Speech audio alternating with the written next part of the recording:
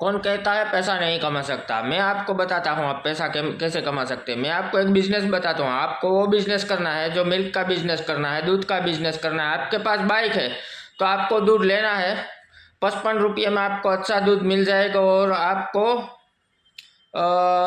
65 में बेचना है, आपको 10 रुपया मिल जाएगा। अगर आप छोटी सी दुकान खोल लो, गांव से हो शहर से हो कहाँ भी आप दुकान खोल लो, अगर आपके पास दुकान खोलने की क्षमता नहीं है तो आपके पास बाइक है, बाइक के जाके आप डोर टू डोर जाइए, वहाँ बिजनेस करिए। 100 लीटर सुबह और 100 लीटर शाम को आपका दूध बेच जाएगा। तो आपको कितना मिलेगा?